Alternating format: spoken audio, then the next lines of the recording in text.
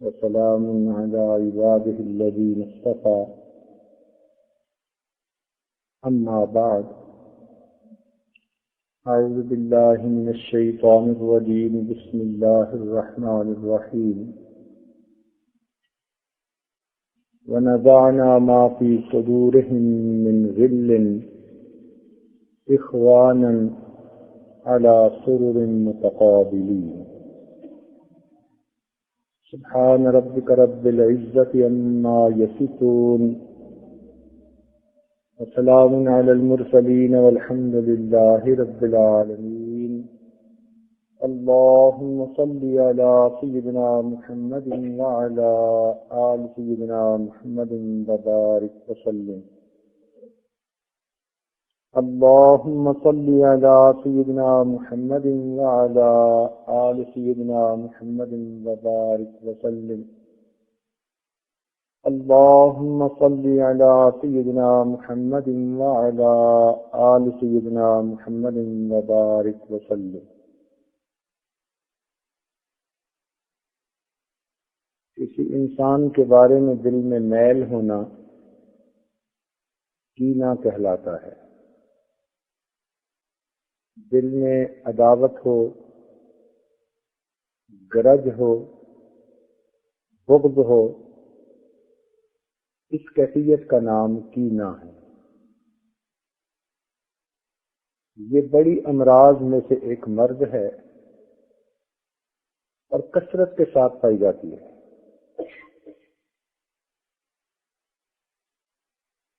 ذرا سی کسی سے اختلاف سے رائے ہوا یا کسی بات پہ رنجش ہوئی یا اس سے کوئی ناپسندیدہ بات سامنے آئی، دل میں اس کی برائی بیٹھ گئی. بس پھر یہ نہیں کہ اس کی برائیوں سے نفرت ہوتی ہے، انسان اس بندے سے ہی نفرت شروع کر دیتا ہے. حالانکہ برائیوں سے نفرت کرنی چاہیے، برے سے نفرت نہیں کرنی چاہیے. جیسے ہاسپٹل میں لوگ ہوتے ہیں، وہ بیماریوں سے بچاؤ کرتے ہیں مگر بیماروں کے تو قریب ہوتے ہیں. ان کو بیماریوں سے نفرت ہوتی ہے. اگر بیماروں سے نفرت ہوتی تو ان کو کیوں دوائیں دیتے، کیوں ان کی خدمت کرتے؟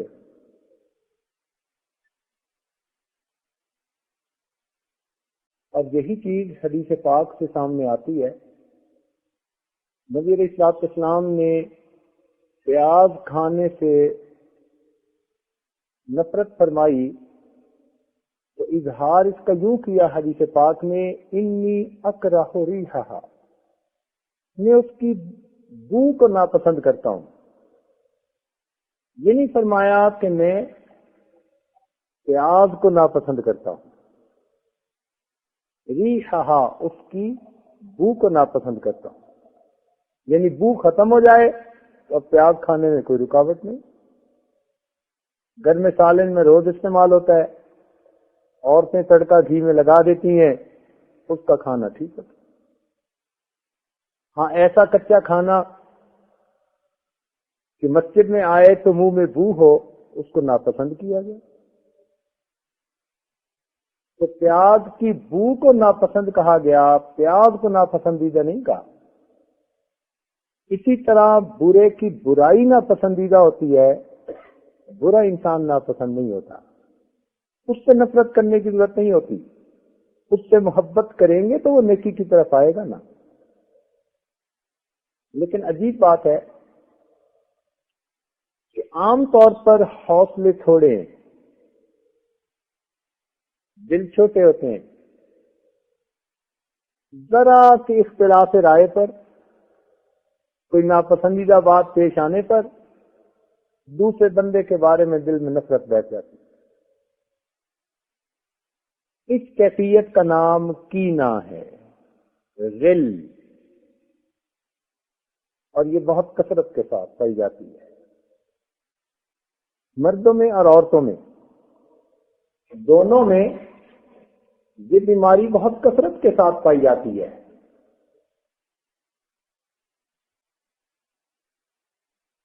چھوٹے بچے میں غل نہیں ہوتا، کینہ نہیں ہوتا. اس لیے باپ ابھی تھپڑ بھی لگا دے گا، تھوڑی دیر کے بعد اسی باپ کے گلے مل رہے ہوں گے، اسی کی گود میں بیٹھ کے ہنس رہے ہوں گے. اتنا جلدی بھول جاتے ہیں.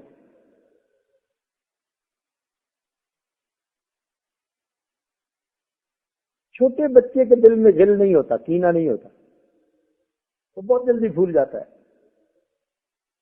صالح کا کینہ ایسے ہو، کوئی برائی کا معاملہ کرے بھی تو بندہ فوراً بھول جائے، لیکن ہم تو اسے اپنی پکی میموری میں محفوظ کر لیتے ہیں ہمیشہ کے لیے. ڈیٹا بیس بنائی ہوتی ہے.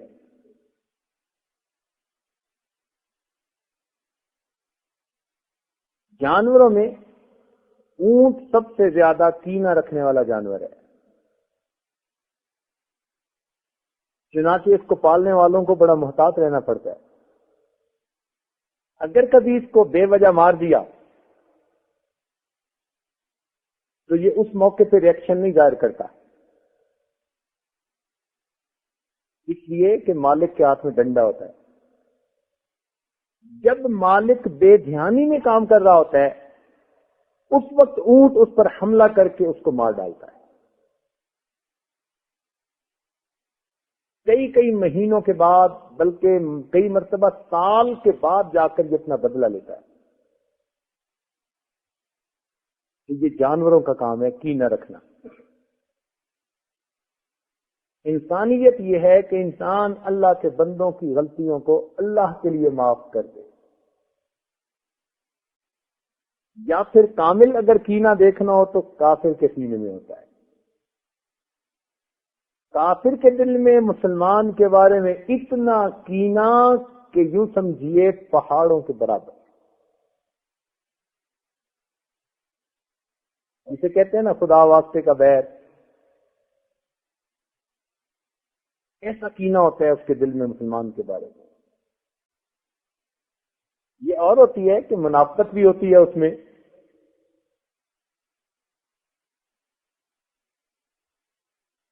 He keeps smiling even if he is boiling.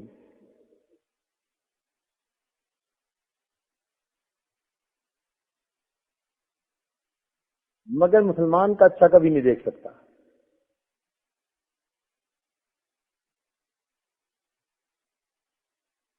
قریش مکہ کو نبی علیہ السلام کے ساتھ بڑا کینہ تھا.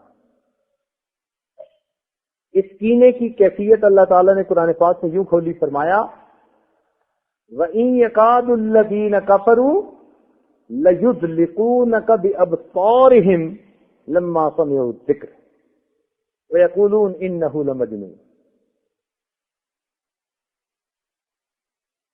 تو کافر لوگ نبی علیہ السلام کو اتنی بری نظروں سے دیکھتے تھے، اگر ان کا بس چلتا وہ اپنی نظروں سے ان کو گرا دیتے، نظر سے کسی کو ڈگا دے. ایسا کینہ تھا ان کے دل. مومن اپنے سینے کو بے کینہ رکھتا ہے، کینے سے پاک.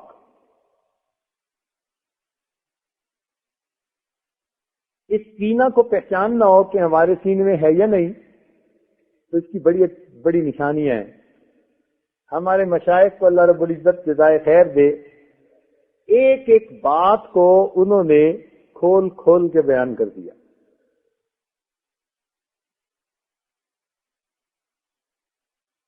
سب سے پہلی بات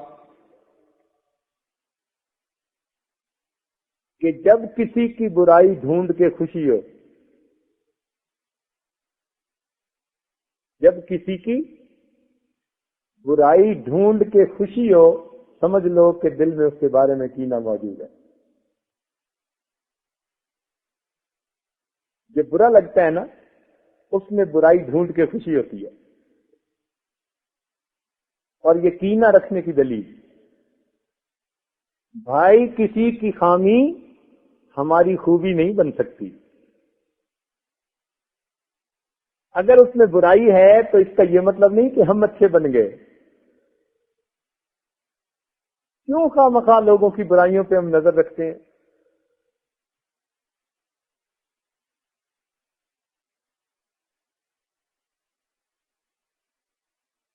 ایک بات اچھی طرح سمجھ لیجئے کہ برا آدمی وہ نہیں جو برائی کو برائی سمجھتا ہو. برا آدمی وہ نہیں جو برائی کو برائی سمجھتا ہو. برا آدمی وہ ہوتا ہے جو برائی کو برائی نہ سمجھے. جب کسی کی یہ کیفیت ہونا کہ برائی کو برائی نہیں سمجھتا، ہاں اب وہ برا آدمی. جب تک انسان برائی کو برائی سمجھتا ہے وہ اچھا انسان ہے. برائی کر بیٹھنا تو کوئی اتنی بڑی بات نہیں. انسان ہے نا، بشر ہے، تو بشر میں شر تو موجود ہے ہی سے.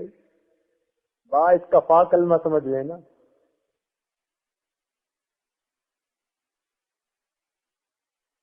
تو شر تو موجود ہی ہے. اچھے انسان سے بھی غلطی ہو سکتی ہے اور برا انسان بھی بڑے اچھے عمل کوئی کر بیٹھتا ہے.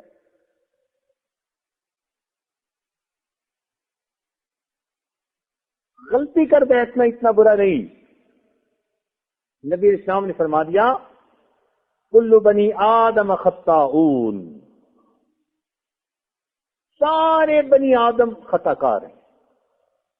اے کوئی مائی کا لال جو سر اٹھا کے کہے کہ میں نے کوئی خطا نہیں کی؟ نہیں، کسی کی مجال نہیں دم مارے. ہماری آنکھیں جھکی ہیں، ہمارے سر نیچے ہیں، ہم خطا کار ہیں. تو جب محبوب نے اپنی سچی زبان سے فرما دیا کلو بنی آدم خطاؤن، تو معلوم ہوا کہ کسی کو خطا کا تانا دینا یہ برا ہے. ساری خطا کار ہیں، کتنے خطا نہیں ہوتی. تو برائی کا تانا نہیں دینا چاہیے. ہاں، خیر الخطاؤن التوابین، بہترین خطا کار وہ ہے جو توبہ کرنے والا. تو جب آدمی برائی کو برائی سمجھ رہا ہے تو توبہ کا دروازہ کھلا ہے، کسی وقت بھی توبہ کر سکتا ہے، اس لیے وہ برا نہیں ہے. جب اس نے برائی کو برائی سمجھنا بند کر دیا، اب توبہ کا دروازہ بھی اس سے بند ہو گیا. اب کہیں گے کہ یہ برا بندہ ہے. تو کینے کی نشانیوں میں سے ایک نشانی کہ اس بندے کے اندر برائی ڈھونڈ کر بڑی خوشی ہوتی ہے.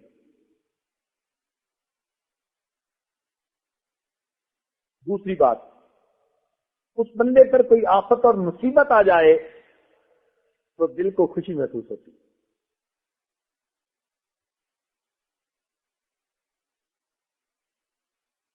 یہ کینے کی علامت ہے. مصیبت تو کسی پہ بھی آ سکتی ہے میرے بھائی، آزمائش کسی پہ آ سکتی ہے. فلا یأمن مکر اللہ الا القوم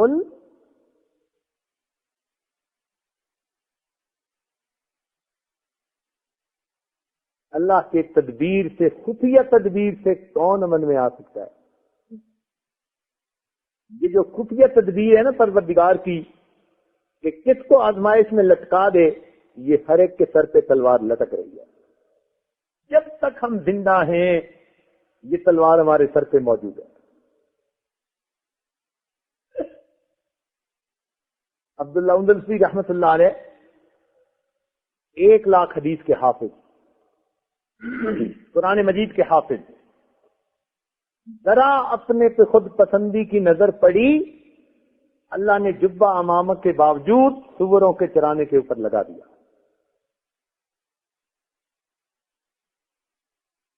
آزمائش کسی پہ بھی آ سکتی ہے، برا وقت کسی پہ بھی آ سکتا ہے.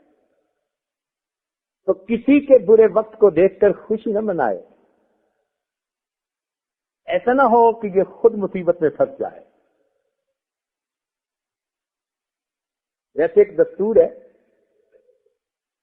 سن لیے اور دل کے کانوں سے سنیے. اگر کوئی آدمی کوئی گناہ کر بیٹھے اور پھر وہ دل سے سچی توبہ کر لے، اس کے باوجود اگر کوئی آدمی اس کو اس گناہ کا تانا دے گا، اللہ تعالی تانا دینے والوں کو اس وقت تک موت نہیں دیں گے جب تک یہ خود اس برائی میں ملوث نہیں ہو جائے گا۔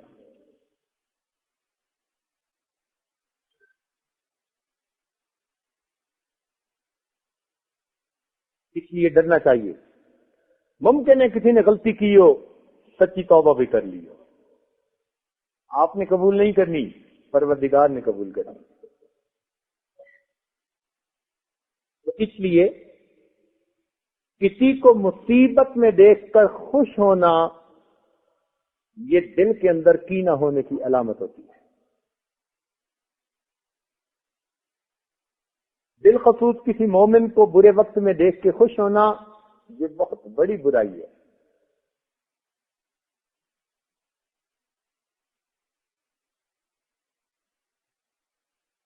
اللہ کی پناہ مانگنے کی ضرورت ہوتی ہے، عبرت پکڑنے کی ضرورت ہوتی ہے۔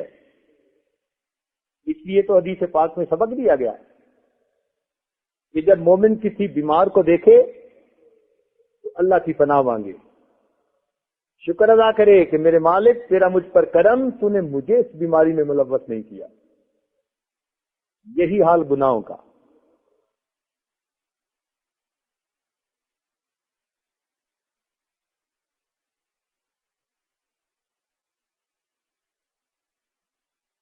ایک تیسری علامت یہ ہے کہ آدمی اس سے اپنی زبان کو روک لیتا ہے، بند کر لیتا ہے۔ خیر کے معاملے میں اپنی زبان کو اس سے بند کر لیتا ہے۔ مثلا اس کے سلام کا جواب دینا ہی اچھا نہیں لگتا، یا محفل میں وہ بیٹھا ہو اس کو سلام کرنا اچھا نہیں لگتا۔ نبی علیہ السلام نے تو ارشاد فرمایا افشوا السلام بینکم، کہ تم سلام کو عام کرو۔ لیکن جب دل میں کینہ ہو کسی کے بارے میں، اس کی یہ پہچان کہ اس کو سلام کرنا اچھا نہیں لگتا، بوجھ ہوتا ہے، اور اس کے سلام کا جواب دینے کو دل نہیں چاہتا، اس کے بارے میں کوئی تعریفی خیر کی بات کرنے کو دل نہیں چاہتا، تو معلوم ہوا خیر کے معاملے میں زبان بند ہو جاتی ہے اور شر کے معاملے میں زبان کھل جاتی ہے۔ شر کے معاملے میں زبان کھل جاتی ہے، کہیں اس کے خلاف بات ہو رہی ہوگی نا تو یہ ضرور ہاں میں ہاں ملائے گا، ہاں تم ٹھیک کہہ رہے ہو۔ جب کوئی اس کے بارے میں رائے پوچھے گا تو کوئی نہ کوئی الٹی بات ہی سامنے سے کرے گا۔ یہ پہچان ہے، شر کے بارے میں زبان کھل جاتی ہے، خیر کے بارے میں زبان گنگ ہو جاتی ہے۔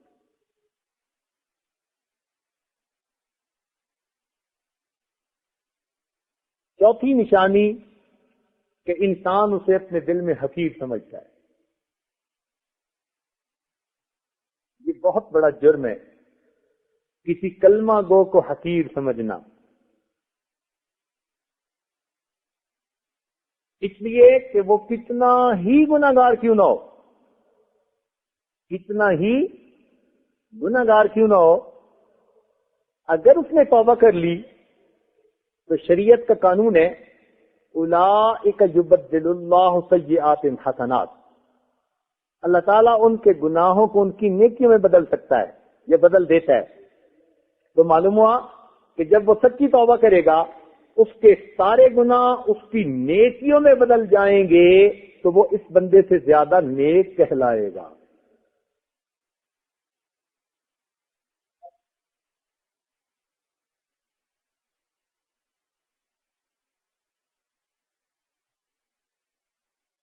بنی اسرائیل میں ایک گنہگار تھا، ایک نیکوکار تھا۔ حضرت عیسیٰ علیہ السلام کا گزرنے بدکار سے ہوا، پوچھا کہ کیا حال ہے؟ کہنے لگا بہت برا ہوں، عمر برائی میں گزر گئی، آخری وقت ہے، اللہ کی رحمت کی امید دل میں لے کر جا رہا ہوں، پلے تو میرے کچھ نہیں۔ اور آگے گئے، نیک سے ملاقات ہوئی، پوچھا کیا حال ہے؟ کہنے لگا کہ بس آخری وقت ہے، زندگی نیکی میں گزری ہے، بڑا اللہ کا مجھ پر یہ کرم رہا ہے۔ انہوں نے پوچھا بھئی کوئی آخری تمنا؟ کہنے لگا آخری تمنا یہ ہے کہ جیسے وہ فلاں ہے نا، بس مجھے اس حال مجھے اللہ آخرت میں اس کا ساتھ نہ کرے۔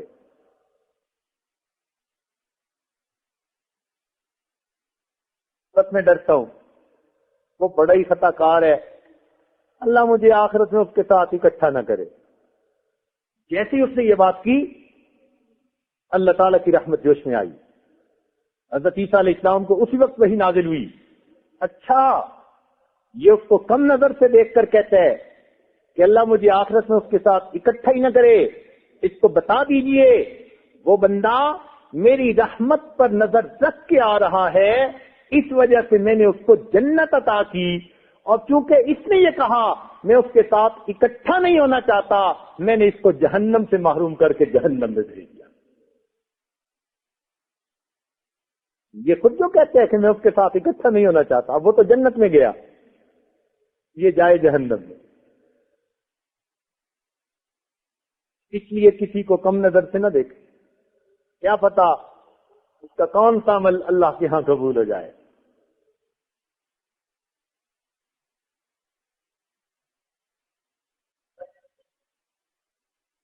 پانچویں نشانی کہ انسان اس کے راز افشا کرتا ہے اور اس کے معاملے میں جھوٹ بولتا ہے۔ اگر اس کے کوئی راز ہو، اصول تو یہ ہے نا شریعت کا، المجالس بالامانہ، مجلس کی بات امانت ہوتی ہے، لیکن جب دل میں کینہ آ جاتا ہے نا تو یہ پھر اس کے راز کھولتا ہے۔ جب کسی کے راز کھولنے کو دل کرے سمجھ لو کینہ موجود ہے، اور پھر بندہ راز اتنے نہیں کھولتا جتنے ہوتے ہیں، اس کو زوم کر کے کھولتا ہے۔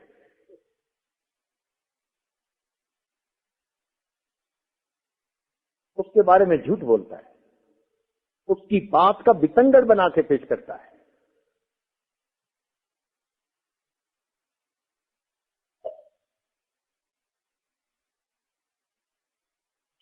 چھٹی اس کی نشانی کہ جب دل میں کسی کے بارے میں کینہ ہو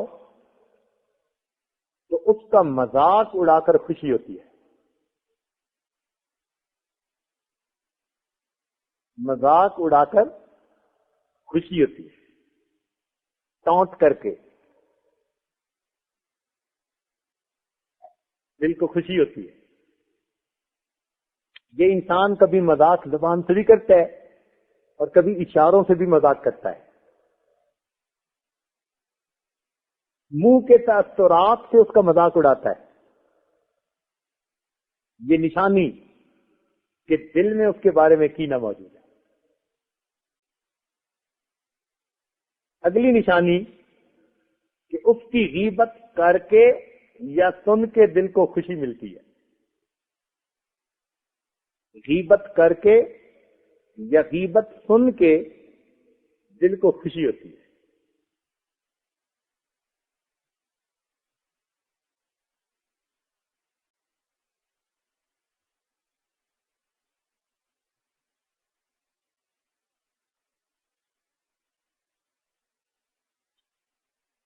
اور ایک نشانی اس کی یہ ہے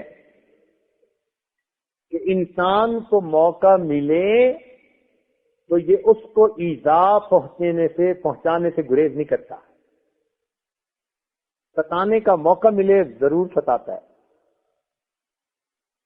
موقع ملے اس کو ایذا پہنچاتا ہے، غصہ دل کی بھڑاس نکالتا ہے۔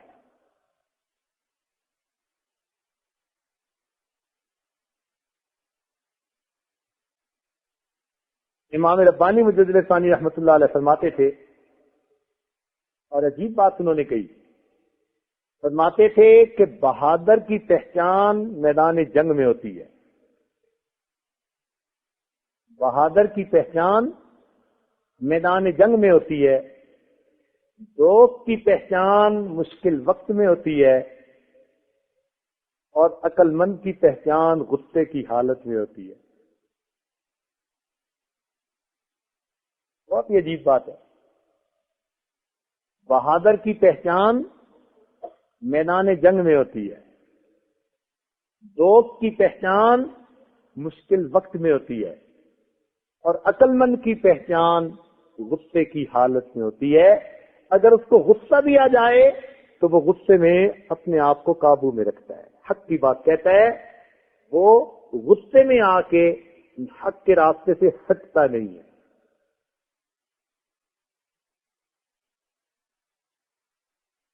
یہ غصے کا مضمون کتنا اچھا ہے۔ ہمارے بھائی سلیم صاحب آج کہنے لگے کہ رات آپ کا بیان بڑا لمبا ہو گیا، مگر شکر ہے کہ مضمون غصے کا تھا، لہذا کسی کو غصہ ہی نہیں آیا۔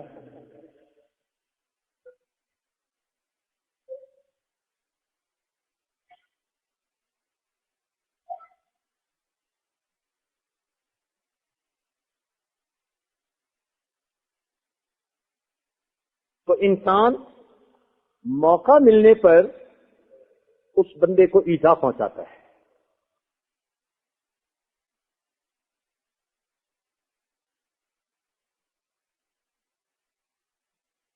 آخری اس کی پہچان کہ جس کے بارے میں دل میں کینہ ہوتا ہے، انسان اس کے معاملے میں عیب جوئی اور عیب گوئی میں لگا رہتا ہے۔ اس لیے شریعت نے عیب جوئی اور عیب گوئی کو بڑا کبیرہ گناہ بتایا۔ یہ دو علیحدہ گناہ ہیں۔ کسی میں عیب ڈھونڈنا ایک گناہ، کچھ لوگ ہوتے ہیں نا جنہوں نے خوردبین فٹ کی ہوئی ہوتی ہے، ہر ایک کے اندر برائی ڈھونڈ رہے ہوتے ہیں۔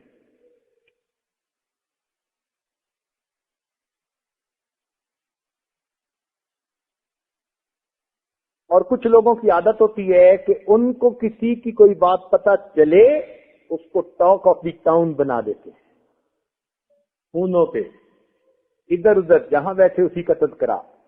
تو عیب جوئی علیحدہ گناہ، عیب گوئی علیحدہ گناہ، اور کچھ لوگوں میں دونوں گناہ ہوتے ہیں۔ اس لیے اللہ تعالیٰ نے ایسے لوگوں کے لیے جہنم کی ایک وادی بنائی جس کو ویل کہتے ہیں، ویل لکل ہمزۃ لمزہ۔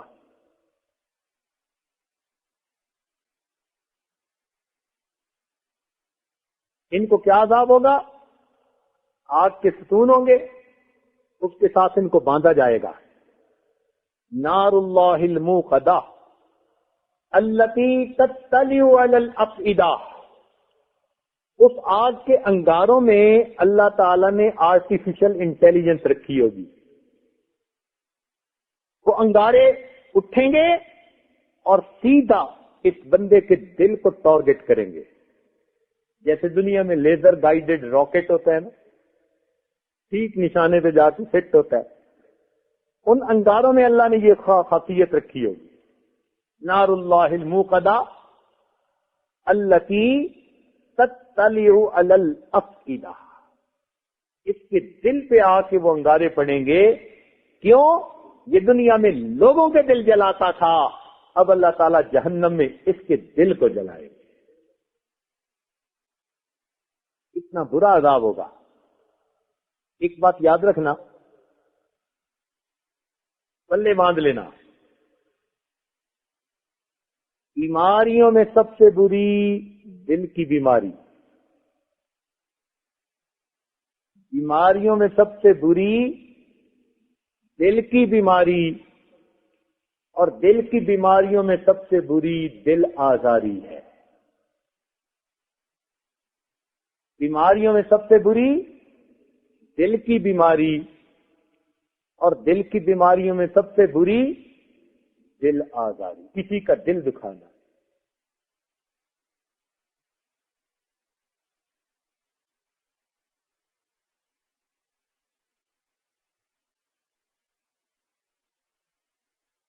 اگر ہم نیت کریں گے کہ ہم نے اپنے دل سے غل کو دور کرنا ہے، اللہ توفیق عطا فرما دیں گے. نیت میں منحصر ہے. اسے دوستو، کچھ لوگ طہارت خانے سے پاک ہو کر باہر آتے ہیں اور کچھ لوگ بیت اللہ میں جا کر بھی ناپاک رہتے.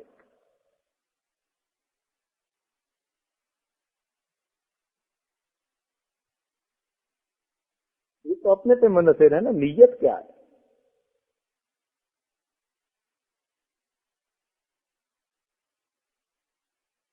یہ جو ہوتے ہیں نا انتقام لینا، ہم تو اینٹ کا جواب پتھر سے دیں گے، یہ بہت بری بات. مومن ایسا نہیں کرتا. مومن میں معافی کا پہلو غالب ہوتا ہے.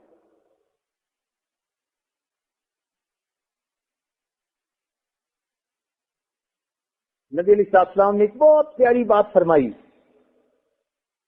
کہ تم اپنے بھائی کے لیے وہی پسند کرو جو تم اپنے لیے پسند کرتے ہو.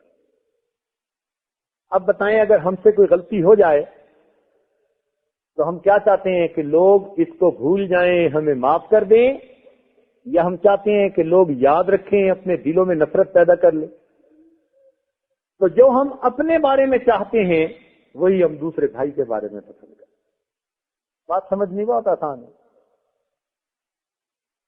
سیدہ عائشہ صدیقہ رضی اللہ تعالیٰ عنہ فرمایا کرتی تھیں کہ میں نے نبی علیہ الصلوۃ والسلام کو حقوق کا بدلہ لیتے ہوئے کبھی نہیں دیکھا. میں نے نبی علیہ الصلوۃ والسلام کو اپنے حقوق کا بدلہ لیتے ہوئے کبھی نہیں دیکھا.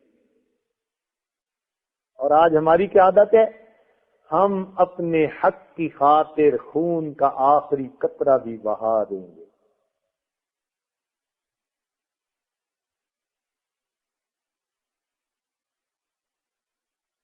نبی علیہ الصلوۃ والسلام کو فقط اس وقت غصہ آتا تھا جب حرمت الہی والی کوئی چیز کی ہتک کی جاتی تھی. جب حدود اللہ کے بارے میں کوئی کمی بیشی کی بات آتی تھی تو اس بات پر اللہ کے محبوب کو غصہ آتا تھا، وگرنہ اللہ کے محبوب اپنے حق کے معاملے میں کبھی غصہ نہیں فرماتے تھے.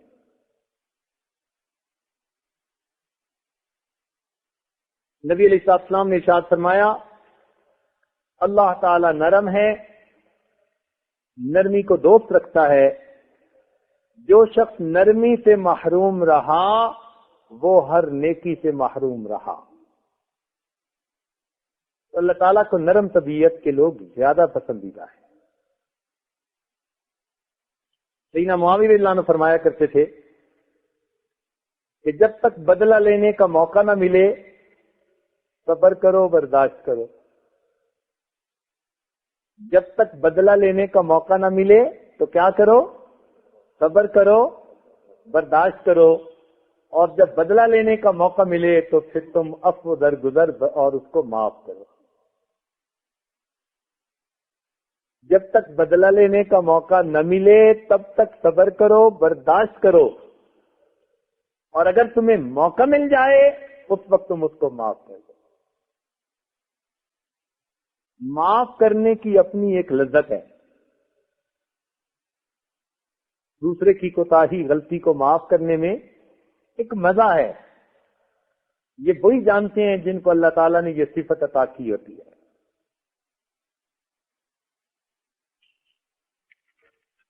چنانچہ نبی علیہ الصلوۃ والسلام نے تاریخ انسانیت میں معافی کی سب سے بہترین مثال فتح مکہ کے دن قائم کی. تاریخ انسانیت اس سے بہتر معافی کی اور کوئی مثال پیش نہیں کر سکتی. مکہ کے لوگ وہ تھے کہ جنہوں نے نبی علیہ الصلوۃ والسلام کو ایذا پہنچائی.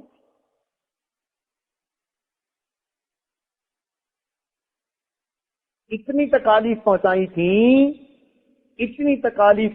تھیں کہ نبی علیہ السلام نے فرمایا کہ موسیٰ علیہ السلام کا ابو جہل پھر بھی چھوٹا تھا، میرا فرعون ابو جہل اس سے بھی بڑا تھا.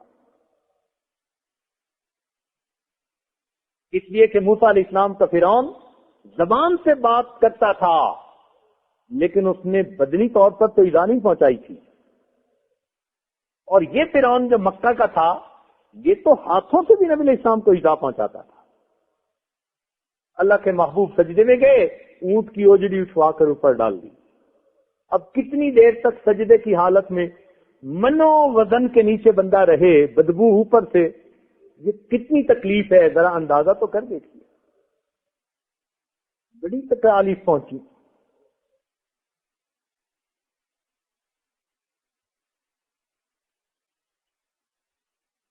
ان تکالیف پہنچانے والوں کے اوپر آپ فاتح بن کر جا رہے تھے. دنیا کا دستور کیا؟ دنیا کہتی ہے اب ان سے گن گن کے بدلے لیں گے, اب بدلے چکائیں گے.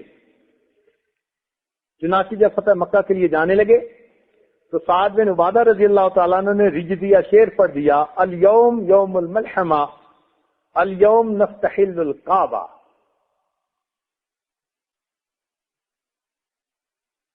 آج آیا نا لڑائی کا دن, بدلے چکانے کا دن, آج ان کو ہم دیکھ لیتے ہیں. ابو سفیان نے اعتراض کیا, ایمان نہیں لائے تھے ابھی, کہ دیکھو جی ہمارا آپ کا معاہدہ ہے اور یہ ایسی بات کر رہے ہیں. نبی علیہ الصلوۃ والسلام نے ان کے ہاتھ سے جھنڈا لے کر ان کے بیٹے کے ہاتھ میں عطا فرما دیا اور پھر فرمایا الیوم یوم المرحمہ, آج کا دن رحمت کا دن ہے. الیوم نستحل الکعبہ نستعظم الکعبہ, آج کے دن ہم کعبہ کی تعظیم کریں گے اور کسی کے ساتھ کوئی زیادتی نہیں کریں گے. چنانچہ جب مسلمان بیت اللہ میں داخل ہوئے اور رات آئی, مکہ کی عورتیں اپنے دلوں میں 100% یقین رکھتی تھی کہ آج ہماری عزتیں پامال کی جائیں گی. ہم نے مسلمانوں کو ستایا, ان کے جوان بیٹوں کو مارا, ان کی عزتوں کو پامال کیا, ان کی عورتوں کو شہید کیا. آج مسلمان بدلے چکائیں گے. عورتیں ڈری ہوئی تھیں اپنے گھروں میں, رات نیند غائب تھی آنکھوں میں. آدھی رات گزر گئی مگر کسی گلی میں کوئی آہٹ نہیں آ رہی. تو کفار کی عورتوں نے اپنے مردوں سے کہا کہ یہ مسلمان کوئی پلان تو نہیں بیٹھے بنا رہے, کیوں ابھی تک ہمارے گھروں تک نہیں پہنچے؟ یہ تو بھوکے بھیڑیے کی طرح ہم پہ حملہ آور ہو جاتے. کیا وجہ ہے ذرا دیکھ کے تو آؤ. تو اس وقت کافر مرد اپنے گھروں سے نکلے تو انہیں مکہ کی گلی میں کوئی مسلمان نظر نہیں آیا. حیران تھے کہ ان کو زمین کھا گئی یا آسمان پر چلے گئے. لیکن جب وہ بیت اللہ میں آئے تو کیا دیکھتے ہیں, سارے کے سارے مسلمان, کوئی بیت اللہ کے طواف میں مشغول ہے, کوئی حجر اسود کو بوسے دے رہا ہے, کوئی غلاف کعبہ کو پکڑ کے دعائیں مانگ رہا ہے, اور وہاں تو دیوانوں کی دنیا ہی کچھ اور تھی. حیران ہوئے کہ یہ ہم سے بدلہ نہیں لیں گے. چنانچہ اگلا دن ہوا تو مردوں کو یہ خیال تھا کہ شاید رات کے لیے معافی دے دی گئی, دن میں بدلہ لیا جائے گا. مگر دن میں نبی علیہ الصلوۃ والسلام نے عثمان یعنی شیبانی کو بلایا. ان کے پاس چابی تھی بیت اللہ کی. نبی علیہ السلام نے فرمایا کہ چابی مجھے دو. چابی مل گئی. نبی علیہ السلام بیت اللہ میں داخل ہوئے دروازہ کھول کر. اندر جا کر نوافل ادا کیے, دعا مانگی. جب واپس آئے تو نبی علیہ السلام نے بیت اللہ کا دروازہ بند کیا. اب اس موقع پر جو قریش مکہ, مسلمانوں میں قریش مکہ سے تعلق رکھنے والے تھے, بڑے بڑے حضرات, یہ صحابہ قریب قریب تھے. کیوں؟ ان میں سے ہر ایک کے دل میں تمنا تھی کہ بیت اللہ کا کنجی بردار ہمیں بنا دیا جائے, یہ سعادت کنجی رکھنے والی ہمیں عطا کر دی جائے. چنانچہ سب اکابر صحابہ قریب ہیں اور اس انتظار میں ہیں کہ کس کے بخت جاگتے ہیں, بخت کھلتے ہیں, اور اس کے ہاتھ میں بیت اللہ کی چابی دے کر اسے بیت اللہ کا چابی بردار بنایا جاتا ہے. نبی علیہ السلام جب باہر نکلے، آپ نے تالا لگایا، آپ نے عثمان کو پھر بلایا اور فرمایا کہ یاد کرو اس وقت کو جب میں ہجرت کے لیے مکہ چھوڑ کے مدینہ جانا چاہتا تھا، اس وقت میرے دل کی تمنا تھی کہ میں بیت اللہ میں 2 رکعت نفل پڑھ جاؤں۔ عثمان، تمہیں میں نے اسی جگہ بلایا تھا اور کہا تھا کہ مجھے چابی دے دو، میں بیت اللہ میں نفل پڑھنا چاہتا ہوں، تم نے انکار کیا تھا اور میں نے تمہیں کہا تھا عثمان آج جہاں تم کھڑے ہو ایک وقت آئے گا وہاں میں کھڑا ہوں گا، اور جہاں میں کھڑا ہوں وہاں تم کھڑے ہوگے، اور تم نے ناک منہ چڑھایا تھا اور کہا تھا یہ کیسے ہو سکتا ہے، میں صبر کر کے چلا گیا، عثمان میرے مالک نے میری بات کو سچا کر دکھایا، آج چابی میرے ہاتھ میں ہے، تم خالی ہاتھ میرے سامنے کھڑے ہو، مگر عثمان میں تمہارے ساتھ وہ نہیں کروں گا جو تم نے میرے ساتھ کیا تھا، میں چابی تمہارے ہاتھ میں واپس دیتا ہوں، قیامت تک تمہارے خاندان میں رہے گی اور تم سے وہی لے گا جو کوئی ظالم ہوگا۔ دنیا حیران رہ گئی، معاف کرنے کی ایسی عجیب مثال قائم کر دکھائی۔ دنیا کو عہدے ملتے ہیں، حکومت ملتی ہے، وہ اپنے قریب والوں کو نوازنے کی کوشش کرتے ہیں، اللہ کے محبوب بھی یہ چابی کسی صحابی کو دے سکتے تھے، مگر نہیں، معافی سے نہیں کہتے، معافی اسے کہتے ہیں کہ برائی کے جواب میں اس کے ساتھ اچھائی کا سلوک کیا جائے۔ اللہ کے محبوب نے معاف کر دینے کی بہترین مثال قائم کی۔ چنانچہ قریش مکہ کو بلا کر پوچھا آج تم مجھ سے کیا توقع کرتے ہو؟ قریش مکہ نے کہا اخی قریب و نبی قریب، ہم کیا بات کریں، بس ہماری زبان سے آج یہی لفظ نکلتے ہیں، آپ بھائی بھی ہیں تو بڑے قریب ہیں اور اگر نبی بھی ہیں تو بڑے قریب ہیں۔ آپ نے فرمایا اچھا، جب تم نے یہ بات مان لی میں وہی کروں گا جو کریم کرتے ہیں۔ میرے بھائی یوسف علیہ السلام نے اپنے بھائیوں کی غلطیوں کو معاف کر کے کہہ دیا تھا لا تثریب علیکم اليوم، آج میں بھی تمہیں کہہ دیتا ہوں لا تثریب علیکم اليوم اذهبوا انتم الطلقاء، جاؤ سب کو میں نے معاف کر دی۔ تاریخ انسانیت نے ایسی عظیم معافی کی مثال شاید کبھی نہیں دیکھی ہو۔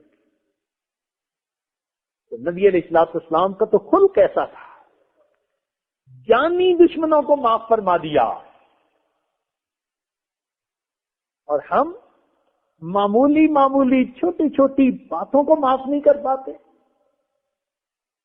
اور نبی علیہ الصلوۃ والسلام کی محبت اور اس کے دعوے کرتے پھرتے ہیں۔ تو یاد رکھیے کہ ہمیں یہ جو معاف کر دینے والا خلق ہے یہ اپنے اندر پیدا کرنا چاہیے۔ حدیث پاک میں آیا جو انسان جتنا جلدی دوسروں کی کوتاہیوں کو معاف کر دے گا اللہ تعالیٰ قیامت کے دن اس کی کوتاہیوں کو اتنا ہی جلدی معاف فرما دے گا۔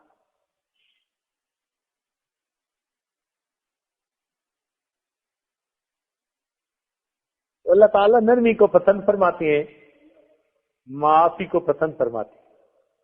ہم تو چھوٹی سی کوئی بات کسی کی دیکھ لینا بس وہ ہمارے تو دماغوں سے اترتی نہیں، ہم تو سمجھتے ہیں کہ یہ ہمیشہ کے لیے مردود بن گیا۔ شکر ہے اللہ تعالیٰ نے معافی کا معاملہ اپنے ہاتھ میں رکھا ہے، بندوں کے ہاتھ میں دے دیتا تو پتہ نہیں کیا بن جاتا۔ اللہ تعالیٰ کا حوصلہ دیکھنا ہے کتنا بڑا، کیوں جی؟ ویسے تو ایک کتاب بھی ہے کتنے بڑے ہیں حوصلے پروردگار کے، لیکن اگر آپ نے دیکھنا ہو نا قرآن پاک میں کہ اللہ تعالیٰ کا حوصلہ کتنا بڑا تو پتہ چلتا ہے فرعون اللہ کا دشمن ہے، خدائی کا دعویٰ کرتا ہے، اپنے آپ کو خدا کہلاتا ہے،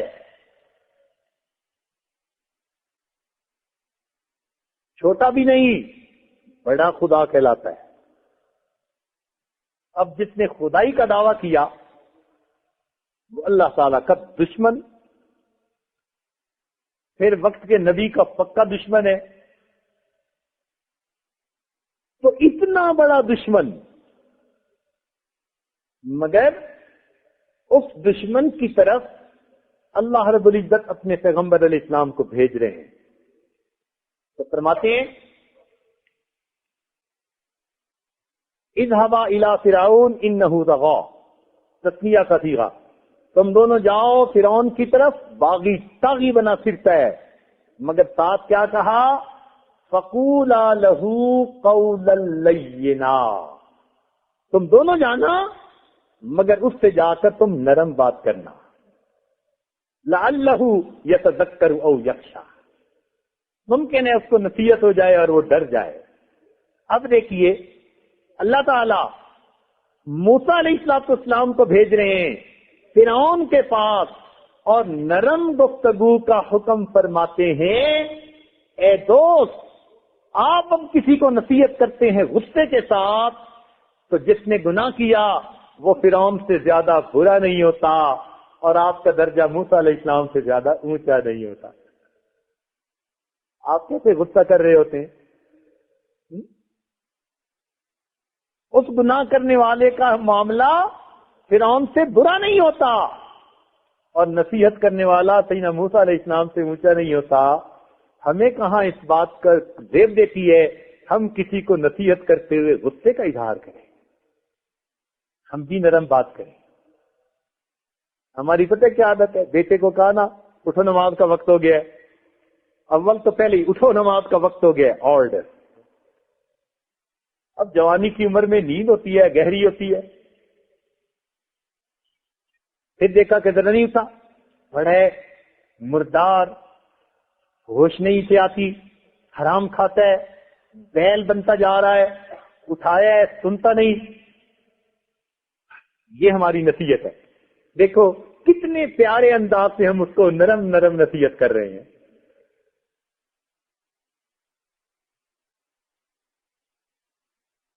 اللہ تعالیٰ حضرت موسیٰ علیہ السلام کو بھیجے ہیں فرعون کے پاس اور نرم گفتگو کا حکم فرماتے ہیں. ہم اپنے بیٹے سے بات کر رہے ہوتے ہیں اور دیکھو کیسی جلی کٹی سنا رہے ہوتے ہیں. اللہ تعالیٰ نرمی کو پسند فرماتے ہیں. اللہ والوں کے اندر یہ خلق موجود ہوتا ہے. قرآن میں کچھ اللہ والوں کا تذکرہ ہے جن کو اصحاب کہف کہا گیا، غار والے، اللہ والے تھے. انہم فتیۃ آمنوا بربہم وزدناہم ہدی، نوجوانوں کی جماعت تھی. اللہ تعالیٰ نے سینوں کو ہدایت سے بھر دیا تھا. اللہ کے پسندیدہ بندے.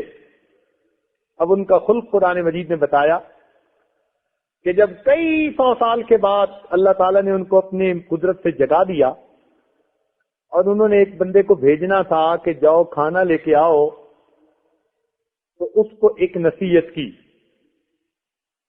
جو امیر تھا ان کا کہنے لگا جاؤ ایک تو فَلْيَنْظُرْ أَيُّهَا أَزْكَىٰ طَعَامًا، یہ دیکھنا کہ کون سا کھانا پاکیزہ ہے. یہ اولیاء کی صفت ہوتی ہے کہ وہ کھانے میں دیکھتے ہیں حلال ہے یا حرام، پاکیزہ ہے یا نہیں. واجد بستامی رحمۃ اللہ ایک مرید کے پاس پہنچے، کہنے لگا حضرت میں نے زمزم میں آٹا گوندھ کے روٹی بنائی، فرمایا یہ مت بتاؤ، یہ بتاؤ کہ حلال طریقے سے پیسہ آیا تھا یا نہیں آیا تھا. تمہارے زمزم سے گوندنے سے کیا فرق پڑتا ہے؟ تو پہلی بات کیا کہی اصحاب کہف نے کہ یہ دیکھنا کہ کون سا کھانا پاکیزہ ہے. یہ اولیاء کی صفت. اور دوسری بات کیا فرمائی؟ وَلْيَتَلَطَّفْ. وَلْيَتَلَطَّفْ یہ وہ لفظ ہے جو پورے قرآن مجید کا سب سے زیادہ درمیانی سینٹرل لفظ ہے. اس لیے قرآن مجید میں بسا اوقات موٹا لکھا ہوتا ہے. موٹا سینٹرل آئیڈیا قرآن مجید کا کیا؟ وَلْيَتَلَطَّفْ، تم ان سے نرم گفتگو کرنا، پیار کی بات کرنا. تو پورے قرآن کا اگر کوئی نچوڑ پوچھے تو کیا نکلے گا؟ سینٹرل آئیڈیا کیا نکلے گا؟ تم پیار کی بات کرنا، نرم بات کرنا، محبت بری بات کرنا، اور ہم تو محبت بری بات بیوی سے نہیں کر پاتے۔ جھگڑے گھروں کے کیوں ہے؟ بیچاریاں بیوی ترستی ہیں، کوئی ایک اچھا لفظ ہی سنا جاتا ہے۔ تو مومن کی یہ صفت ہوتی ہے، اچھے الفاظ بولتا ہے، پیار کی بات کرتا ہے، اس کے منہ سے پھول جھڑتے ہیں، اس کی بات سے دل جڑتے ہیں، محبتوں کے بیج بوتا ہے، وہ نفرتوں کے بیج نہیں بوتا۔ دیکھیں اللہ تعالیٰ نے جسم کے مختلف اعضاء میں ہڈیاں بنائی، لیکن زبان میں ہڈی کوئی نہیں بنائی، ہے نا؟ یہ ہے کسی کی زبان میں ہڈی؟ اللہ تعالیٰ نے زبان میں ہڈی کیوں نہیں بنائی؟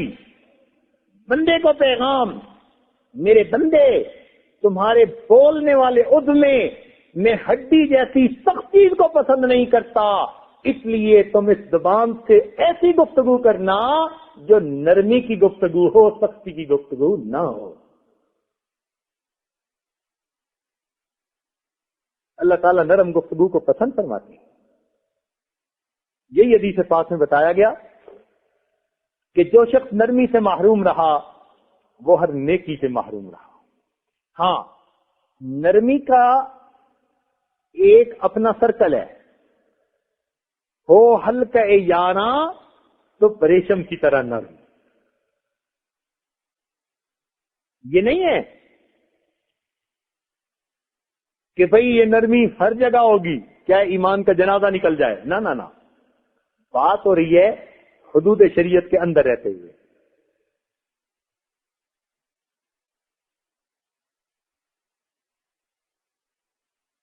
ہو ہلکے یاراں تو بریشم کی طرح نرم، رزم حق و باطل ہو تو فولاد ہے مومن۔ تو جو سختی کے ہیں وہ اپنے مواقع ہیں، نرمی کے اپنے مواقع ہیں۔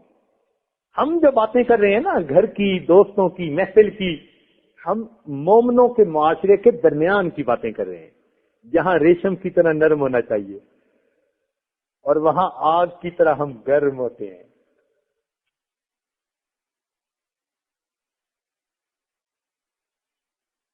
چنانچہ ایک حدیث پاک ہے، بڑی عجیب ہے۔ نبی علیہ الصلوۃ والسلام نے 4 برے بندوں کی بات بتائی۔ ایک برا، دوسرا اس سے بھی برا، تیسرا اس سے بھی برا، اور چوتھا اس سے بھی برا۔ یعنی 4 برے، مگر پہلے سے دوسرا زیادہ برا، اور دوسرے سے تیسرا زیادہ برا، اور تیسرے سے چوتھا اور زیادہ برا۔ یہ بڑی عجیب حدیث ہے، توجہ سے سننے کے قابل ہے۔ حضرت عبداللہ ابن عباس عنہ اس کے راوی ہیں، وہ فرماتے ہیں کہ نبی علیہ الصلوۃ والسلام نے ارشاد فرمایا، میں تمہیں برے لوگوں سے آگاہ نہ کر دوں، میں تمہیں برے لوگوں سے آگاہ نہ کر دوں؟ صحابہ نے عرض کیا، اے اللہ کے نبی فرما دیجئے۔ تو نبی علیہ السلام نے فرمایا کہ برا بندہ وہ ہے جو اکیلا کھائے، اپنے غلام کو ماتحت کو کوڑے سے مارے اور بخشش کو روکے۔ 3 باتیں بتائیں۔ پہلی بات، اکیلا کھائے، یعنی اپنے کھانے کی تو فکر ہو، دوسرے اہل خانہ کی، بچوں کی کوئی پرواہ نہ کرے۔ یہ بندے کی برائیوں میں سے ایک بڑی برائی۔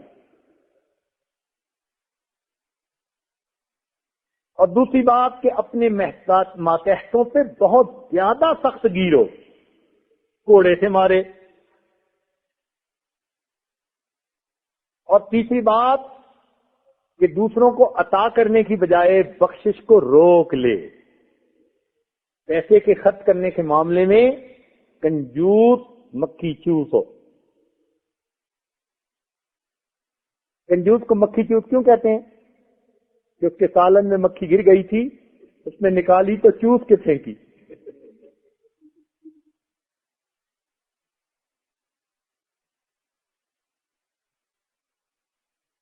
تو نبی علیہ السلام نے فرمایا کہ یہ برا بندہ.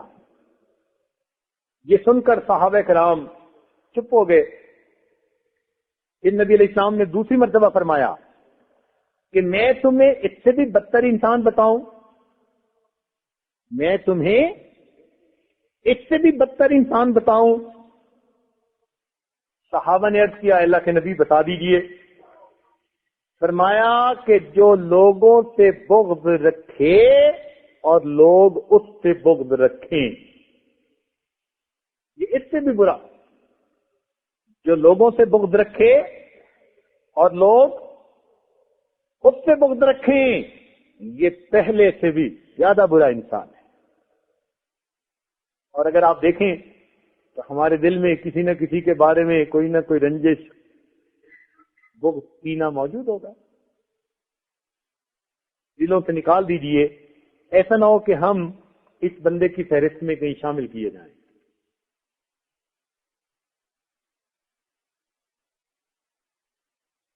صحابہ کرام یہ سننے کے بعد خاموش ہو گئے. نبی علیہ السلام نے تیسری مرتبہ فرمایا کیا میں تمہیں اس سے بھی بدتر انسان بتاؤں؟ صحابہ نے عرض کیا اے اللہ کے نبی بتا دیجئے. فرمایا وہ انسان اس سے بھی بدتر ہے جس سے نہ تو نیکی کی امید ہو اور نہ اس کے شر سے بندے کو امن ہو. جس سے نہ تو نیکی کی کوئی امید ہو اور نہ اس کے شر سے کوئی امن ہو، یہ اس سے بھی زیادہ برا ہے. اب یہ سن کے تو صحابہ کرام سہم ہی گئے. پھر نبی علیہ السلام نے چوتھی مرتبہ فرمایا کیا میں تمہیں اس سے بھی بدترین انسان کے بارے میں بتاؤں؟ صحابہ کرام نے کہا اللہ کے نبی بتا دیجئے. نبی علیہ السلام نے فرمایا اس سے بھی بدترین انسان وہ ہے جو کسی کی لغزش سے درگزر نہ کرے اور کسی کی معذرت کو قبول نہ کرے.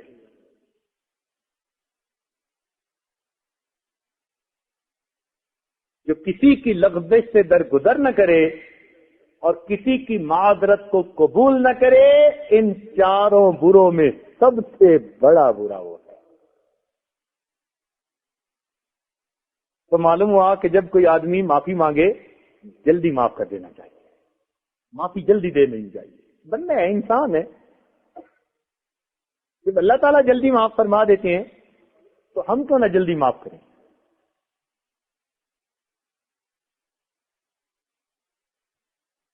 تو اس حدیث پاک کے مضمون کو اپنے ذہن میں جما لیجیے. تو پھر دوسروں کی غلطیوں کو انسان جلدی معاف کرنے کا عادی بن جائے گا.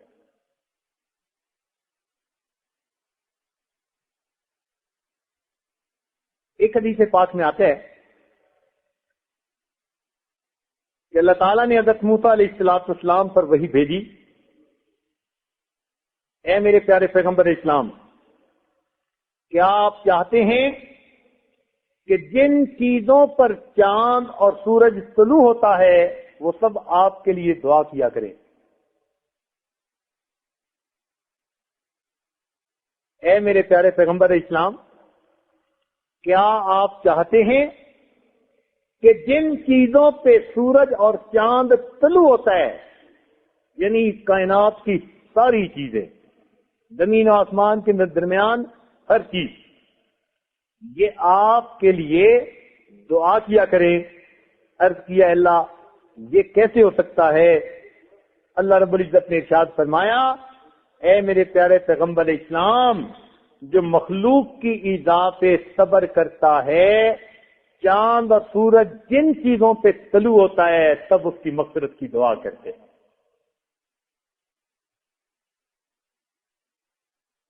اس لیے دوسرے کی تکلیف پر انسان صبر کر لے، معاف کر دے، اپنے دل میں اس کے بارے میں کینہ نہ رکھے. انتقام کی خواہش دل میں رہنا کینا، اور بھائیوں کو تو جلدی معاف کر دینا چاہیے. آج کل بھائیوں سے ہی سب سے پہلے پھڈا، سب سے پہلا بھائیوں کے درمیان. دیکھیں بھائی بالآخر بھائی ہوتے ہیں. افسوس سے کہنا پڑتا ہے ہم مسلمان معاشرے میں بھائیوں میں جو محبت ہونی چاہیے وہ نہیں ہوتی. دوستی بنانا ہو تو بھائی کو بنائیے. یہ وہ رشتے ہیں جن کو جوڑنے کا اللہ نے حکم دیا. ان کو جوڑنے کا آسان طریقہ کہ بھائی بھائی بن کر رہیں کہ لوگوں کو ایک دوسرے کے دوست نظر آئیں. اور آج تو بھائی بھائی سے بات کرنا پسند نہیں کرتا، ایک دوسرے کے گھر کی پکی ہوئی چیزوں کو کھانا پسند نہیں کرتے. بیویاں سبق پڑھاتی ہیں، اس نے کچھ پڑھا نہ دیا ہو.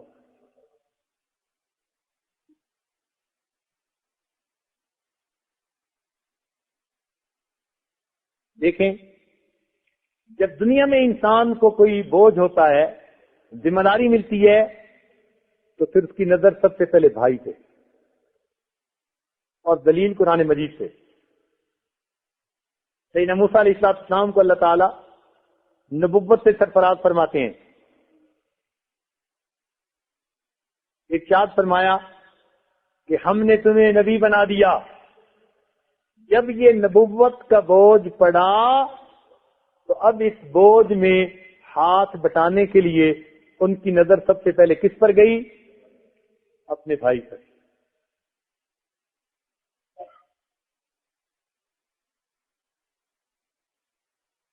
وَاجْعَلْ لِي وَزِيرًا مِّنْ أَهْلِي هَارُونَ أَخِي، بھائی کو کہا.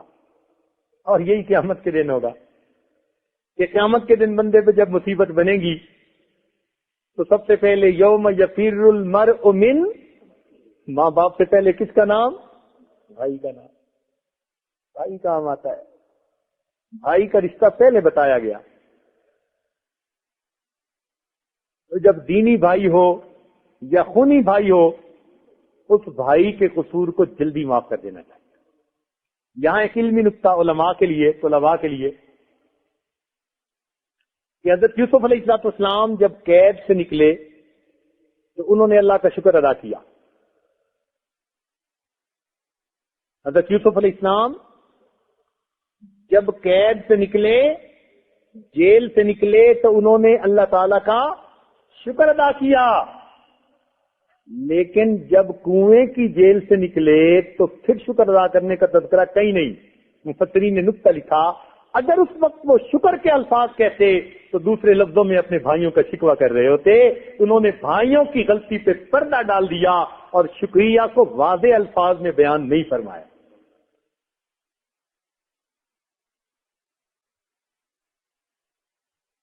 تو بھائیوں کی غلطیوں پہ پردے ڈالنے چاہیے.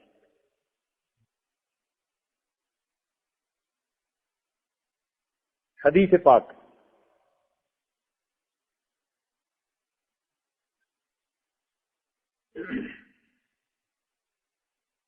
حدیث پاک سنیے، بہت ہی عجیب. نبی صلی اللہ علیہ وسلم نے ارشاد فرمایا کہ جس کے پاس کوئی معذرت کرے، بہت توجہ سے سنیے گا، جس کے پاس کوئی معذرت کرے، حق پہ ہو یا باطل پہ، جس کے پاس کوئی معذرت کرے وہ حق پہ ہو یا باطل پہ، جھوٹا الزام لگے یا سچا الزام لگے، اس نے گناہ کیا ہو یا نہ کیا ہو، وہ حق پہ ہو یا باطل پہ ہو. نبی علیہ السلام نے ارشاد فرمایا جس کے پاس کوئی معذرت کرے، حق پہ ہو یا باطل پہ، اور پھر دوسرا اس کی معذرت قبول نہ کرے، تو اس بندے کو حوض کوثر پہ آنا نصیب نہیں ہوگا.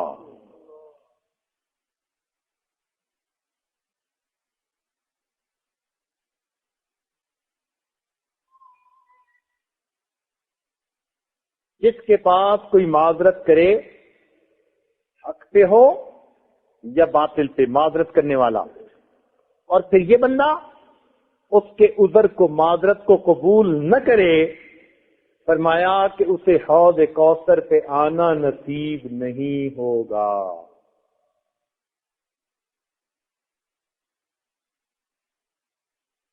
تو اپنے دل کو مومنوں کے لیے نرم کر لیجیے، اپنے دل کو مومنوں کے لیے نرم کر لیجیے، ایمان والوں کو اللہ کے لیے معاف کر دیا کیجیے۔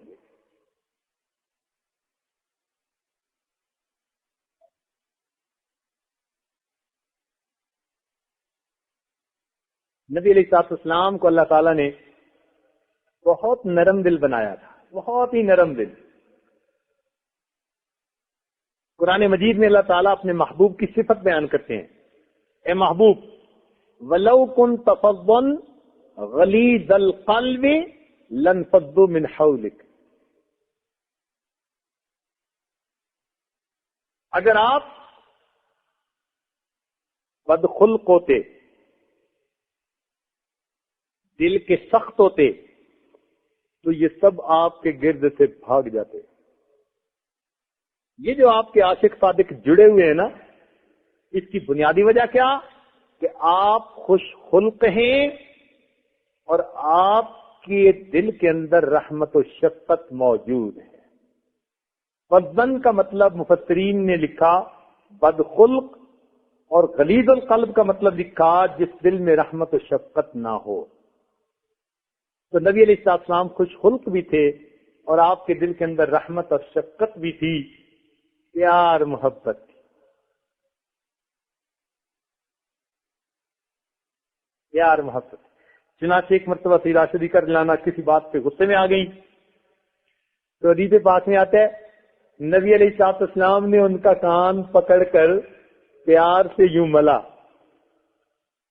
غصے میں تھی تو نبی علیہ السلام نے ان کا کان پکڑ کے پیار سے یوں ملا اور فرمایا اے منی سی عائشہ، عمر میں چھوٹی تھی نا، دیکھو پیار کی بات کیسی کہ دوسرا خود بخود ٹھنڈا ہو جائے۔ ان کا کان ملا اور کان مل کے فرمایا اے منی سی عائشہ، اٹھ اپنے رب سے یہ دعا مانگ، اللہ میرے سب گناہ معاف کر دے، میرے غصے کو ٹھنڈا کر دے۔ سیدہ صدیقہ رضی اللہ عنہا کا غصہ اسی وقت ٹھنڈا ہو گیا۔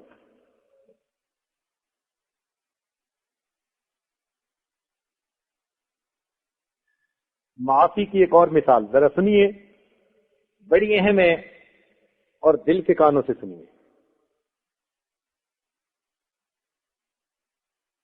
جب منافقین نے سیدہ عائشہ صدیقہ رضی اللہ عنہا پر بہتان لگایا، بہتان مبین لگایا، پورے شہر کے اندر یہ بات عام کر دی کہ ام المومنین سے فلاں فلاں گناہ سرزد ہوا، اور اتنا ایک نے دوسرے کی بات ملا کر کی کہ شہر کے دوسرے لوگوں نے اس بات کو مان ہی لیا۔ It became talk of the town. ایسے وقت میں نبی علیہ الصلوۃ والسلام بہت ہی زیادہ رنجیدہ، بہت زیادہ غمزدہ۔ پورا واقعہ اس وقت سنانا مقصد نہیں، اشارہ کرنا مقصد ہے۔ آپ نے خاموشی اختیار کر لی۔ سیدہ عائشہ صدیقہ رضی اللہ تعالیٰ عنہ فرماتی ہیں میں بیمار ہو گئی تھی سفر سے آ کے، مجھے پتہ ہی نہ چلا کہ یہ کیا ہو رہا ہے۔ بہرحال ایک صحابیہ کے ذریعے سے پتہ چلا، تب میں نے آ کے نبی علیہ الصلوۃ والسلام کے انداز مبارک کو دیکھا، آپ سلام کرتے اور خاموشی سے بیٹھ جاتے۔ وہ جو محبت کی نظر پہلے ملتی تھی اب وہ مجھے نہیں مل رہی تھی، تو مجھ سے تو یہ گھڑی برداشت نہ ہوئی، اور میں اس وقت نبی علیہ الصلوۃ والسلام سے اجازت لینے گئی کہ آپ مجھے اجازت دیں میں اپنے ماں باپ کے گھر چلی جاؤں۔ حدیث سے پتہ چلتا ہے کہ بچی پہ جب بھی مصیبت بنتی ہے اسے ماں اور باپ یاد آ جاتے، ماں باپ کا گھر یاد آیا کرتا ہے۔ نبی اسلام نے اجازت دے دی۔ فرماتی ہیں میں اپنے والد کے گھر آ گئی، میں نے دیکھا میری والدہ رو رو کر آنکھیں ان کی سرخ ہو چکی، اور اپنے والد کو دیکھا سیدنا صدیق اکبر چارپائی پر بیٹھے اللہ کا قرآن پڑھ رہے تھے، آنکھوں سے آنسو جاری تھے۔ وہ ماں باپ تھے، بیٹی کے بارے میں ایسی باتیں تھیں سارے شہر میں، تو ان کے دل پہ کیا گزر رہی ہوگی۔ تو سیدنا صدیق اکبر نے اس وقت قرآن مجید کو اپنا غمخوار بنایا، بیٹھے اللہ کا قرآن پڑھ رہے تھے۔ قرآن مجید ہی ہمارے دکھ درد کا ساتھی ہے۔ چنانچہ سیدہ صدیق لانا گھر تشریف لے گئی۔ جب انہوں نے ماں باپ کو بھی روتے ہوئے دیکھا تو دل میں خیال آیا اللہ کے محبوب بھی مجھ سے خفا ہیں، ماں باپ بھی بہت زیادہ اس وقت آزردہ اور دکھی دل ہیں، اب میں کیا کروں؟ چلو میں اپنے پروردگار کے سامنے فریاد کرتی ہوں۔ فرماتی ہیں کہ میں نے مصلی لیا، گھر کے کونے کی طرف چلی گئی، میری والدہ پیچھے دیکھنے آئی کہ کہیں میری بیٹی اس وقت میں کوئی انتہائی قدم نہ اٹھا لے، کیا کرنے جا رہی ہے۔ میں نے مصلی بچھایا اور مصلی بچھا کر میں نے سجدے میں جا کر اللہ رب العزت سے دعا کرنی شروع کر دی، اے مالک، ہائی کورٹ مجھ سے ناراض ہو گئی، اب میں سپریم کورٹ میں اپنا مقدمہ پیش کرنے حاضر ہوئی ہوں، اب میں فریاد پیش کرنے حاضر ہوئی ہوں۔ میرے مولا، ایک وقت تھا کہ یوسف علیہ السلام پہ بہتان لگا تھا، آپ نے معصوم بچے سے اس کی پاک دامنی کی گواہی دلوائی تھی۔ اللہ، بی بی مریم پہ بہتان لگا تھا، چھوٹے بچے کی زبان پہ گواہی دلوا دی تھی۔ آج تیرے محبوب کی محبوبہ پہ بہتان لگا ہے، اللہ وہ تیرے سامنے فریاد کرتی ہے، میرے لیے بھی کوئی ایسی سبیل نکال دیجئے تاکہ میری بھی برات واضح ہو جائے۔ وہ فرماتی ہیں میں تو سوچتی تھی کہ اللہ تعالیٰ اپنے محبوب کو خواب میں بتا دیں گے یا کوئی اور ایسی بات پیش آ جائے گی، مگر اسی دوران اللہ کے محبوب جو ہے وہ ہمارے گھر تشریف لائے۔ اس واقعے کو میں چھوٹا کر رہا ہوں، گھر تشریف لائے، انہوں نے جب دیکھا میری والدہ بھی رو رہی ہیں، میرے والد بھی قرآن پڑھتے ہوئے رو رہے ہیں، اور میں سجدے میں پڑھ کے رو رہی تھی۔ اللہ کے محبوب چارپائی پر بیٹھ گئے اور مجھے آواز دی، آواز سن کر میں اسی وقت اٹھی کہ مجھے آقا کی خدمت میں حاضر ہونا ضروری تھا۔ میں آئی اور چارپائی پر آپ کے قریب بیٹھ گئی۔ اللہ کے محبوب نے نہایت پیار سے مجھے ایک بات کہی، یہ بات فرمائی، عائشہ، اللہ رب العزت گناہوں کو معاف کرنے والے ہیں، اگر تجھ سے کوئی خطا ہوئی ہے تو معافی مانگ لے تاکہ اللہ تعالیٰ گناہوں کو معاف فرما دے۔ اب ذرا توجہ فرمائیے کہ جس شخص کے اہل خانہ پر اتنا بڑا بہتان لگے وہ کیا اتنے پیار سے بیٹھ کے نصیحت کرتا ہے؟ نصیحت کا انداز جو اصل بتانا مقصد تھا، ہم ہوتے تو ہم پتہ نہیں کیسے تفتیش کرتے، پتہ نہیں کیا کیا کرتے، یا اس سے پہلے فیصلے ہی نہیں دے دیتے۔ اللہ تعالیٰ کے محبوب آ کر پاس بیٹھ جاتے ہیں اور بڑی محبت سے فرماتے ہیں، اے عائشہ، اللہ تعالیٰ گناہوں کو معاف کرنے والا ہے، اگر تجھ سے کوئی خطا ہوئی ہے تو اللہ تعالیٰ سے معافی مانگ لے، وہ گناہوں کا معاف کرنے والا ہے۔ چنانچہ سیدہ صدیقہ لانا فرماتی ہیں، یہ سن کر میری آنکھوں میں آنسو آ گئے۔ میں نے دل میں سوچا اتنے لوگوں نے باتیں کر دی ہیں، اب میں نے اگر صفائی میں کوئی بات کی بھی صحیح تو پتہ نہیں قبول ہوگی یا نہیں ہوگی۔ میں نے کہا انما اشکو بثی وحزنی الی اللہ، میں وہی کہتی ہوں جو یعقوب علیہ السلام نے کہا تھا، میں اپنا دکھ اپنا غم اپنے رب کے سامنے بیان کرتا ہوں۔ چنانچہ میں نے بھی یہی آیت پڑھ دی، میں اپنا غم اللہ کے سامنے بیان کرتی ہوں۔ جیسے یہ الفاظ کہے اس کریم پروردگار کی طرف سے اسی وقت وحی کی پیغام آ گیا۔ میں نے دیکھا نبی علیہ الصلوۃ والسلام نے اپنی چادر مبارک اپنے چہرے پہ ڈھانپ لی اور چہرے مقدس کو اس طرح ڈھانپ لیا جیسے کہ آپ وحی کی حالت میں ڈھانپ لیتے تھے۔ میں سمجھنے لگی شاید خواب کے ذریعے سے کوئی الہام ہوگا، مگر جب نبی علیہ السلام نے چہرہ ہٹایا، چہرے پہ کپڑا ہٹایا، تو آپ کا چہرہ 14 رات کے چمکتے ہوئے چاند کی طرح کھلکھلا رہا تھا، اور اس طرح ہٹا جیسے کہ بادلوں میں سے 14 کا چاند نکلتا ہے۔ آپ نے مسکرا کر میری طرف دیکھا، فرمایا عائشہ، اللہ تعالیٰ کی طرف سے پیغام آ گیا، الخبیثات للخبیثین والخبیثون للخبیثات الطیبات للطیبین والطیبون للطیبات. میرے مالک نے فرمایا اولئک مبرؤون مما یقولون. یہ پیغام ہے سبحانک ھذا بہتان عظیم. یہ لوگ اس سے بری ہیں. میں نے پاکیزہ اصول بنا دیا. خبیثوں کے لیے خبیث عورتیں ہوتی ہیں, پاکیزہ کے لیے پاکیزہ ہوتی ہیں. میرے محبوب آپ پاکیزہ ہیں. ہم نے آپ کے لیے ان کو بیوی کے طور پہ چنا تھا. جبرائیل کے ذریعے سے ان کا ہم نے تصویر آپ کو دکھائی تھی, اور آپ کا چناؤ ہم نے اس لیے کیا کہ یہ پاکیزہ زندگی گزارنے والی ہیں. اللہ نے آپ کی پاک دامنی کی گواہی دے دی. سبحان اللہ.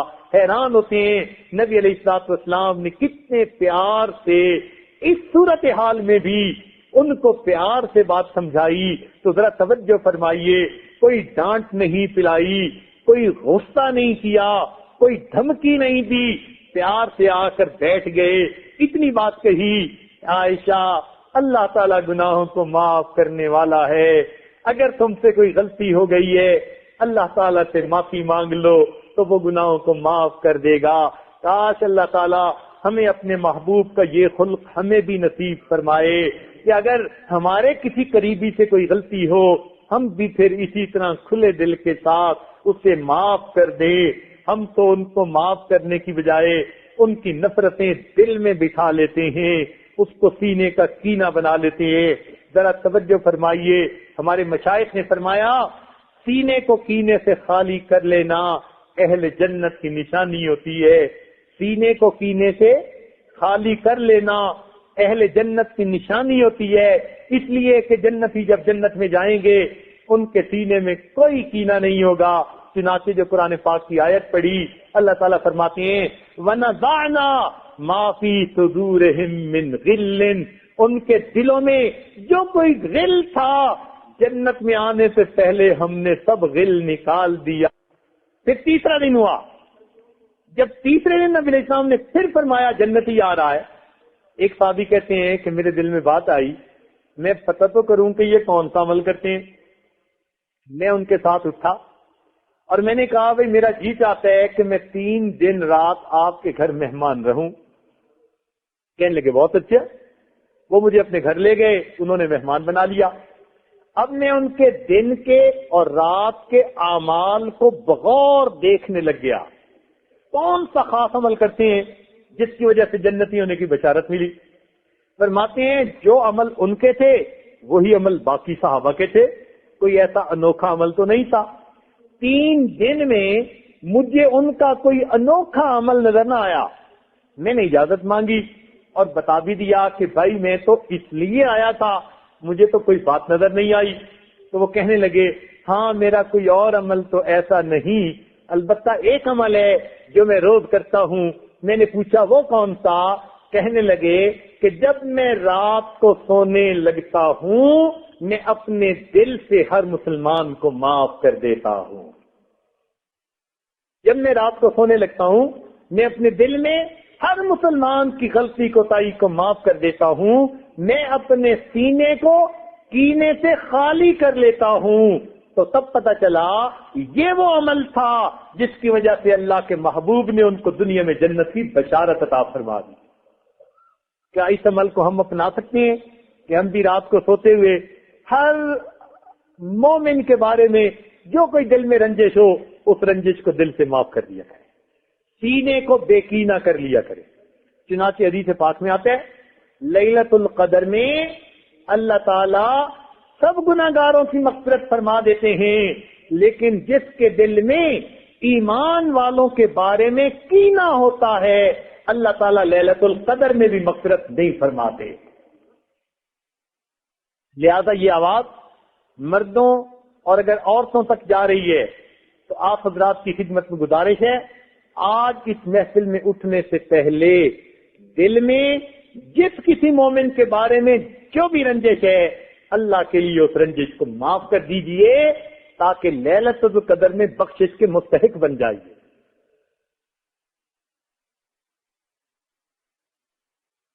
چنانچہ حدیث پاک میں نبی علیہ السلام نے ارشاد فرمایا جب تو شام کو سوئے تو کسی کے خلاف دل میں کینہ نہ ہو، یہ میری سنت ہے اور جو میری سنت پر عمل کرے گا وہ جنت میں میرے ساتھ ہوگا۔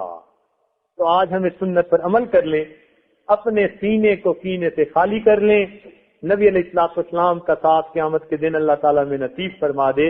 ہمارے مشائخ نے فرمایا کفرست دست در طریقت ما کینہ داشتن، یہ جو ہمارا طریقت اور سلوک کا راستہ ہے نا، اس میں دل میں کینہ رکھنا دل میں کفر رکھنے کی مانند ہے۔ کفر است در طریقت ما کینہ داشتن، آئینے ماست سینہ چو آئینہ داشتن۔ اس طریقت کے راستے میں سینے میں کینہ رکھنا کفر رکھنے کی مانند برا ہے، اور میرا آئین تو یہ ہے کہ اپنے سینے کو آئینے کی طرح چمکتا ہوا بنا لیجیے۔ تو دل سے ہم کینے کو دور کر دیں تو ہمارا سینہ آئینہ بن جائے گا، اور یہی ذکر و سلوک کا بنیادی مقصد ہے۔ پروردگار عالم ہمیں اس پینے والے گناہ سے بچنے کی توفیق عطا فرما دے۔ وآخر دعوانا ان الحمد للہ رب العالمین۔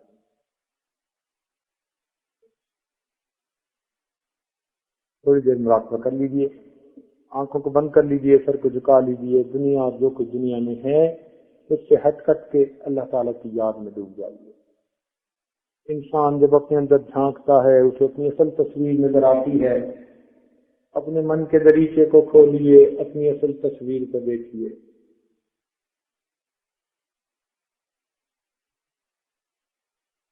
لا الہ الا اللہ محمد رسول اللہ، دعا کیجیے۔ سبحان ربی جلال الوقار، اللہم صلی علی سیدنا محمد وعلی آل سیدنا محمد وبارک وسلم۔